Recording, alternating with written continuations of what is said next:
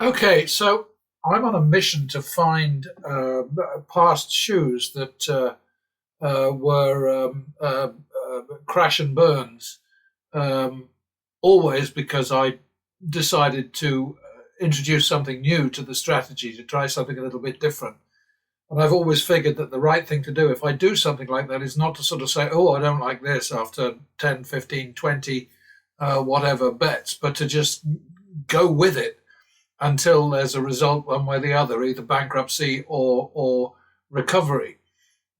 And going all the way back to where are we now? It's 07, 08, and I can't remember whether these folks are. Um, okay, I've got it. I was saying I don't know whether they have the month or the day first because we do it a different way around in England, which is, of course, the right way, and everybody else in the world is wrong. Everybody knows that, right? Okay, so this one was a bad one, number 8, but it doesn't qualify because I turned it around. But what this will do for you folks out there who are doubtful about what I'm doing is at least you'll be able to see, going all the way back to the beginning, how things have been going for me on Baccarat Win Pro. And at the same time, I can locate locate shoes which I can replay and demonstrate that with the proper rules applied, they're no big deal. Hopefully. Remember, there are no guarantees. I have to keep saying that, not just because the YouTube bosses tell me to, but because it's the fair and proper thing to do. So nothing there. This one looks like it might be a nasty one, but I don't know what it leads to until I get to the next one. 18,000 down, 5. Sorry about the slight glitch here, but it's tiny, I mean, I'm going to be trying to edit a lot of this nonsense out, but I'm not the world's greatest editor. Not of videos, anyway. I'm pretty damn good with print, but those days are over. Anyway, let's have a look. 57, 58, and let's go back to 59 and see what happened there.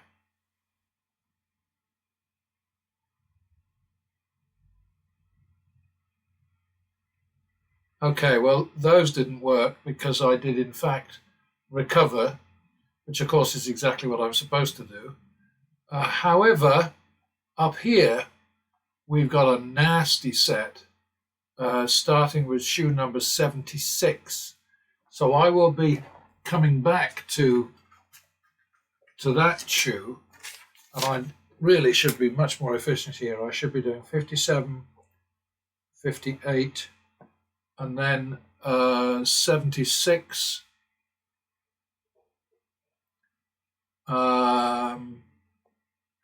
76 through 79, and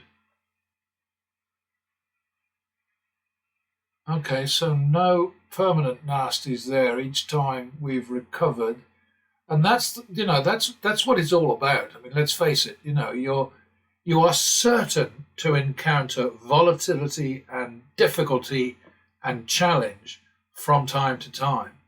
Now, back in the early days of my relationship with Baccarat Win Pro, I was reluctant at any time to have anything to do with banker. I relaxed on that after a while because I went back to doing what I did years ago when I first started playing baccarat, and I've always been not a particularly enthusiastic baccarat player. But when I was forced to switch to baccarat in one casino in particular in my neighborhood, not exactly my neighborhood, but anyway, less than a dozen miles away, I very quickly learned to simply, if I was making a turnaround bet on banker, then I would make sure that it was a little bit extra was added to cover the commission, and that's something that I very strongly recommend to you. Anyway, nothing in this block. Okay, so now here, I'm not going to bother with this one because I turned it around, right? And up the top, I don't know whether... We've already done 57 and 58, so we know about that one.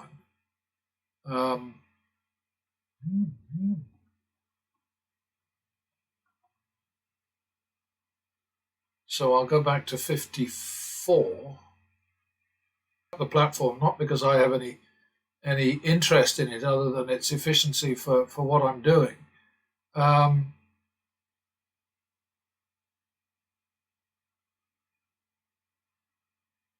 Oh, okay, sorry, I just interrupted myself and now I've forgotten what I was going to say. Obviously unimportant. Nothing there. Yeah, you see, as long as I keep turning them around, then I don't think there's any point in me replaying those shoes.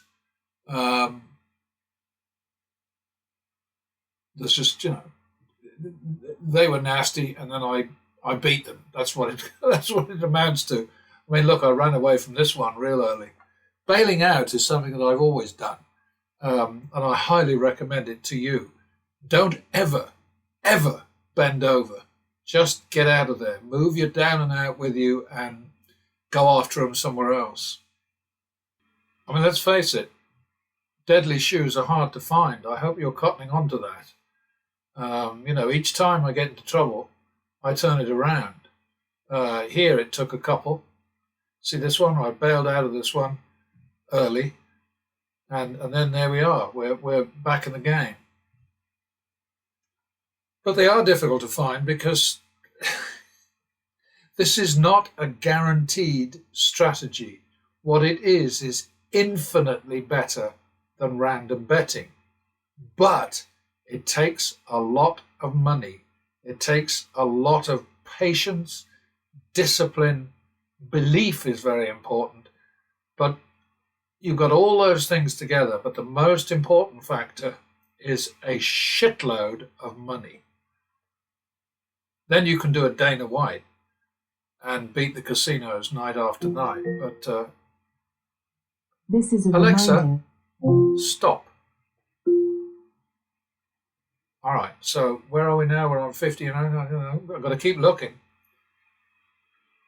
So again, a great slew of 30 shoes and no nasties. Some reds, yes, but here we go. And here we go. We turn around.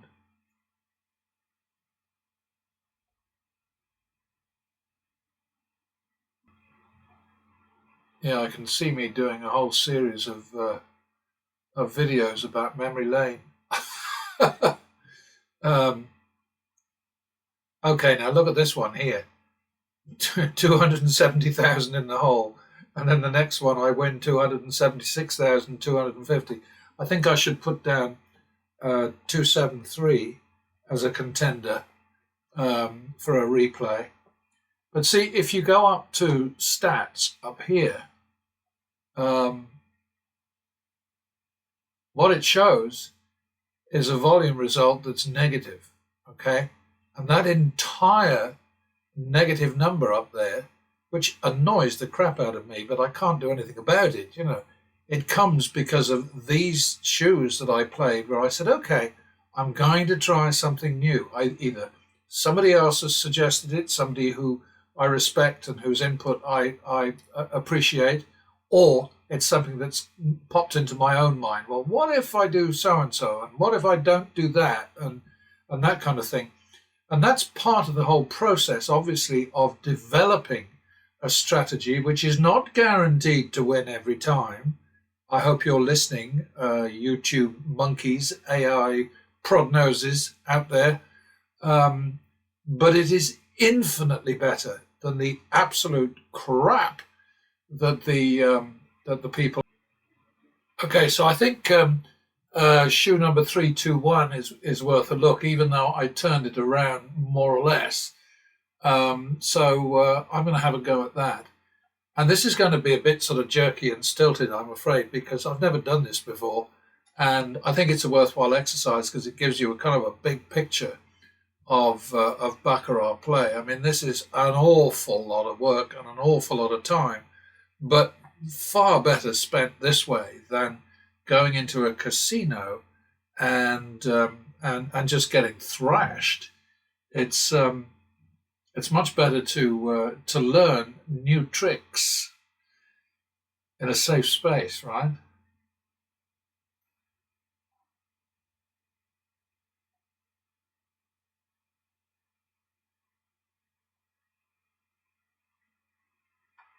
All right, so here we are.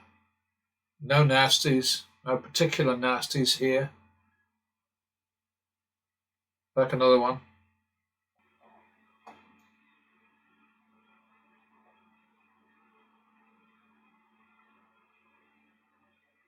Nothing there. A few little horror stories, but well, hardly horror stories. I mean, look at this. Each one of them turned around, and this is basically part of the whole evolution process, And I absolutely love jumping from blackjack to baccarat and back again, because that's exactly the kind of thing that I was doing for years. When I lived in Nevada.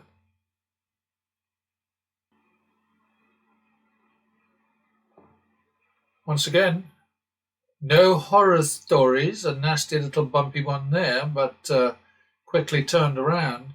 And that really is, folks, this is the name of the game. It's to have enough money to take you through volatility and into profit. It's the entire game. The game itself, I mean, this is kind of interesting because I have a really good friend who is, I wouldn't say obsessed with cuts and shuffles and penetration and all that kind of thing with baccarat shoes, but my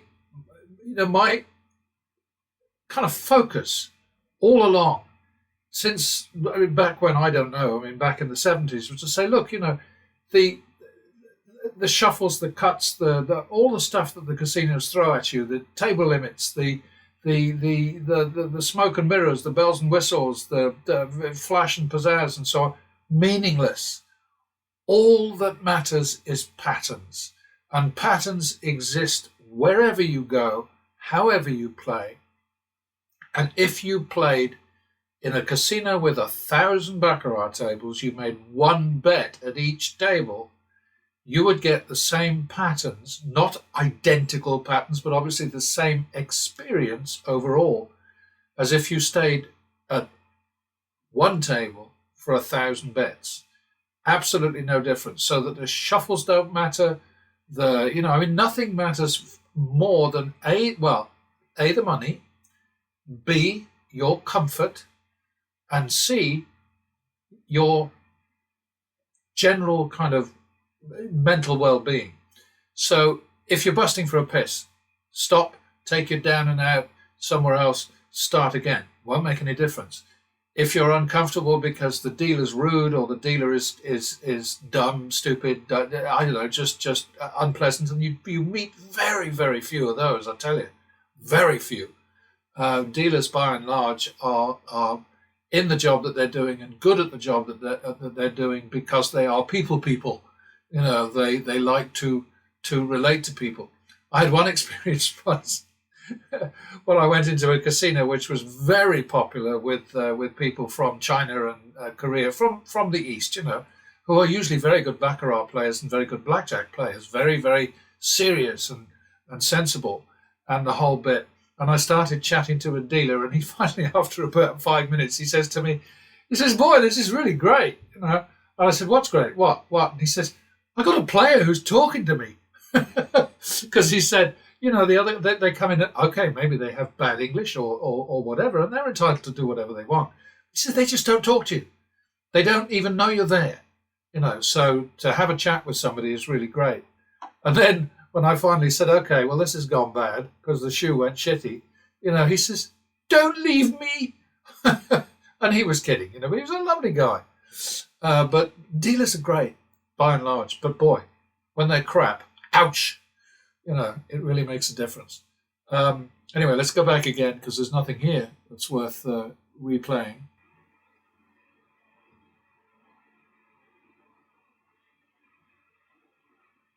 All right, once again, lots and lots of wins. Nasty experience here for a bit. Recovered in these two. Nasty there, recovered in this one. I don't know about 35,000 there. I better write that down. 376 is a possibility because it might be leading on to other nasties. Let's find out. Boy. All right. I'm embarrassed. All these lovely green stars, I have no idea what they're for. It's all a long time ago, you know. I mean, we are talking, back in 2023, 18th of November, 2023. So that's a while ago. God, I didn't know I've been doing this that long. Ouch! Interesting. To me, I have a friend who says that all the time because he's very interested in boats and in cars and in specific things and architecture and all the rest of it. And he's always saying, well, I found that very interesting. I hope you did, or do let me know if you're bored or whatever. And he's actually a very interesting guy to chat to. So I always say, don't worry. If you're boring me, I'll just quietly go to sleep.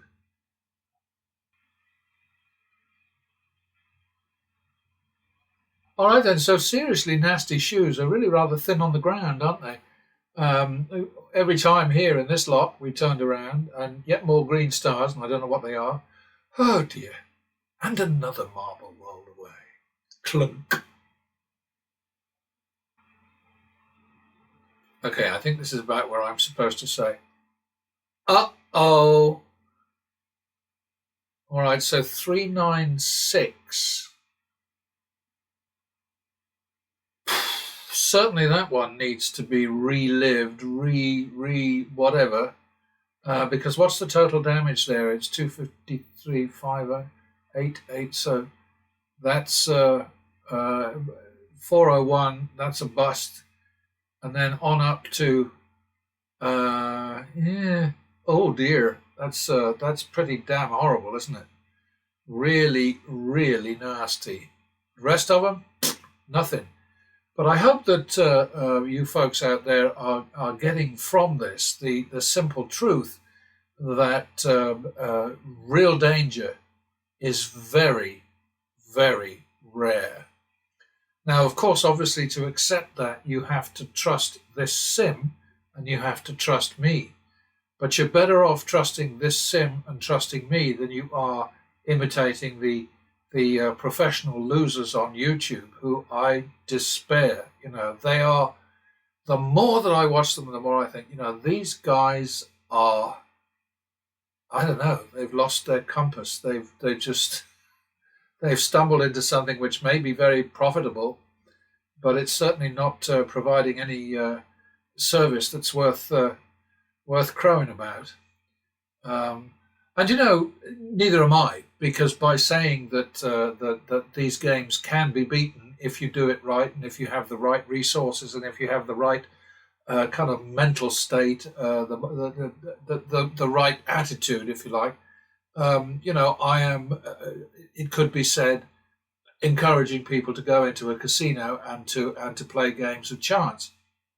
The reality is that all of these games are negative. Every single bet has a negative expectation. So to put your money down against a negative expectation is inherently stupid. Okay? But to do it without any kind of plan, without any sort of end game, if you like, is not only stupid, it's suicidal. And, you know, maybe if you're playing with your own money, it's all your money, nobody else is counting on it, then it's up to you. But in all the years that I was in Nevada, I saw so many times people who were cashing their paychecks and losing the whole damn lot before they went home with their tails between their legs. How does somebody go to the missus? You know, I mean, living from paycheck to paycheck. So a guy goes into Sharky's Casino in Gardnerville, cashes his paycheck, $650. You know, he gets an extra bonus. He gets, I don't know, 2 free play chips or something like that, you know, as a thank you for cashing his paycheck. Goes over to the blackjack table, and within an hour, he's had 3 or 4 free beers, and he's also lost all his money. How does he then go home to his family and say, well, there's going to be no money for the next week because I just lost it all at Sharky's? I mean, you know, how does he deal with that? How does the family deal with that? And how does Sharky deal with that? Well, Sharky's dead now, and his casino has been taken over by somebody else. But you have to ask yourself, how do the casinos live with this? They know that their business is flourishing because they have people who are betting money they can't afford, losing money that doesn't belong to them, and very often committing crimes to hide their losses or killing themselves. How do the casinos live with that? Well, all they say every time is nobody's holding the gun to their head. Nobody's forcing them to do this. Nobody's forcing them to put family money on the line. In the same way that drug dealers will say, hey, nobody is, I'm not forcing anybody to take drugs, and I'm not forcing them to take an overdose. I did write that down, didn't I? Did I? No, I didn't. What a twit. 396. Okay. I'm going to wind this segment up in a bit and then do another memory lane in a bit. I would appreciate feedback, though, just to let me know if this is worth doing. I'm going to do it anyway, simply because I need to know this information. I need to replay these shoes, because these are the ones that put the big nasty red number up there, that statistical thing that I hate. I mean, I've already blown away well over this amount, so that the reality is that if those were expunged from the record, so to speak, I would be in the black.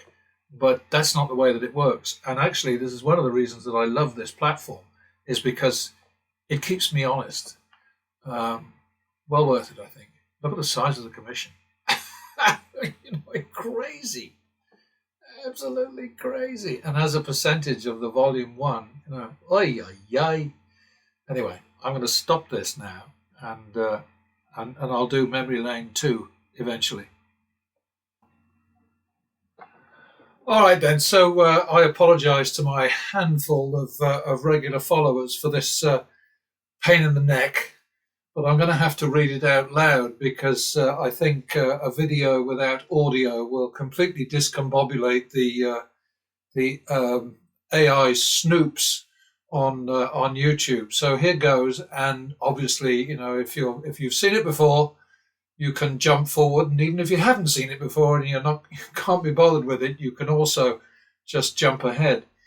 Anyway, here goes. Now that Vegas Matt has set the YouTube AI minions on me, I feel obliged to make it crystal clear at the start of every video that I'm not suggesting that pattern betting is unbeatable. There is also no question of me promoting, selling, touting, shilling, or otherwise hawking a fake and useless strategy that's easily disproved by mathematical analysis. That's what this interminable series of demos is all about. I play popular casino table games in real time and explain every pattern betting move round by round, and I leave it to all of you to take it or leave it. I guess if I were throwing away real money recklessly and irresponsibly and relentlessly peddling self-harm and misery, YouTube would be cool with that and leave me alone. The truth is that losing is not fun, as the professional losers with exciting YouTube channels would have you believe, unless, of course, your losses are more than covered by an avalanche of big fat Google checks every month. I've spent decades online shouting out the simple message that if you bet randomly and impulsively, especially with encouragement from complimentary cocktails, you will go broke. The issue I have with gambling, based upon half a lifetime of in-casino experience, is that a high percentage of punters are betting with money that's not entirely theirs. Dependents who may be unaware that family money is at risk are victims of what can be described as second-hand gambling, and it can be as dangerous a health hazard as second-hand smoking. I'm not a Puritan or a killjoy, but I do take exception to shills who revel in their idiocy at casino games, knowing that unlike their thousands of breathless fans, they will get their money back when they lose. Casinos go to a great deal of trouble and expense to remind us that house games are unbeatable, and that all a punter can hope for is that luck allows him or her to make a little money before giving it back. And while they frequently warn against the hazards of progressive betting and have their YouTube shills constantly repeat that message, they put table limits in place precisely to stymie progressive betting. It is for sure impossible to beat negative expectation games without a consistent, disciplined betting strategy and a very large bankroll. And even if a player meets both of those qualifications, very few can match the resources of the casino when it comes to weathering an extended run of bad luck. Pattern betting is not a guaranteed winner, as I have said ad nauseum throughout my many years online, but it is measurably more effective than the self-destructive behavior professional losers exhibit to make their channels more interesting and therefore more profitable. In other words, play like Vegas Matt and kiss your money goodbye, just like he does, until the Google checks and sponsorship deals and merch sales refill the pot to overflowing. All right, so here we got the latest numbers from Nevada in terms of house wins and the vast difference between what is quoted as the house advantage, the house edge for specific games of chance. The big difference between that tiny percentage and the huge percentage that the house actually wins. And I think that it's worth paying attention to, but your average gambler doesn't give a tinker's toss about numbers or reality or common sense or logic or any of those things. He's just out to have a good time. He or she just out to have a good time. Enjoy the risk, enjoy the whatever, and have fun losing. And that's fine. They have every right, as I said before, the main thing being, as long as it's all their money that they're putting at risk and losing, because they will lose it, with a few notable exceptions. But of course, the exceptions do not prove any kind of rule that everybody wins. Of course they don't. They are the exceptions to the everybody loses rule. So just to recap what I've been through before, and I'm not suggesting that Nevada is the center of the world or is the only gambling center that matters or anything like that. It just happens to be the only one that puts out information as concise and as understandable as this summary. They do a superb job, even though they're not willing to call what they do gambling.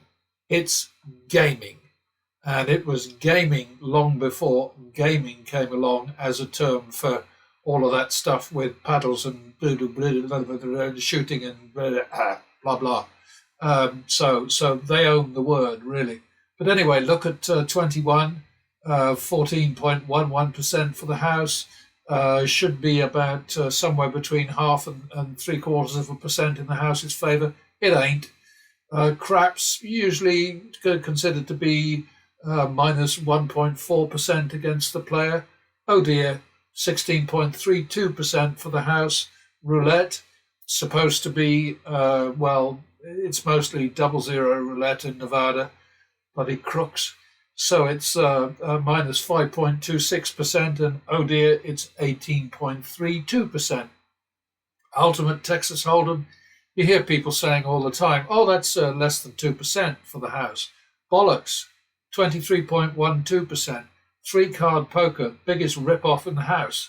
They say less than 3%, 30.06%. Baccarat, supposed to be minus 1.3%, 16.07%. Mini-back, well, basically the same thing, but actually nearly 12%. And on it goes. And I'm only saying, think about this stuff. Be aware of what you're getting into. If you can't afford to win, maybe have second thoughts about putting any money down that you're bound to lose if you don't have enough money behind you to take you through the crap times. That's all I'm saying.